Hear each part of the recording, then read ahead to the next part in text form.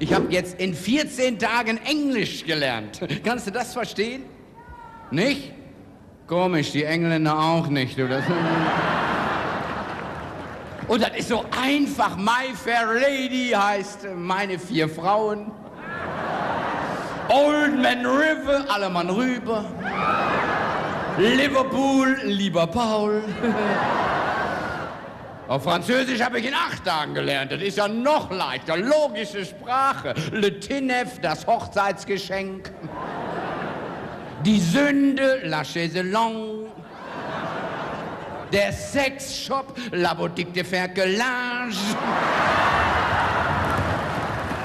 Was habe ich noch gelernt? Der BH, la jalousie de Titi. Und meine Frau, die will da auch nicht mehr hin. Bloß wegen der Mücken. Verstehe ich gar nicht, die war noch nie so umschwärmt. Nee, wir hatten da gezeltet, nicht? Und das war ein Surrender in dem Zelt. In der ersten Nacht, da sah die schon aus wie eine deutsche Behörde. Ja, es gab keine Stelle, die nicht bestochen war. Nicht? Ich könnte denen in Bonn alle Probleme vom Tisch fegen. Ich habe mich da schon beworben als Bundestagsabgeordneter. Was haben Sie denn gelernt? Ich sag nichts. Ja, da macht das wohl klappen, da brauchen wir Sie nicht umzuschulen. Nicht? Bundeshaus, da kommst du ja nicht mal mehr rein. Der Herbert Wehner, der lag unten quer vor der Tür.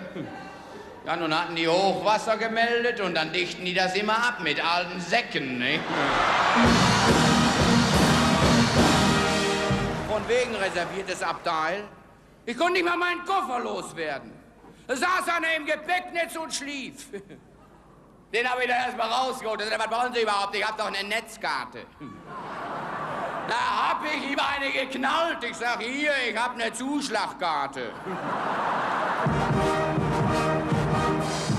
Das wird hier in Münster immer teurer. Ich habe mit meiner Frau hier übernachtet. 100 Mark.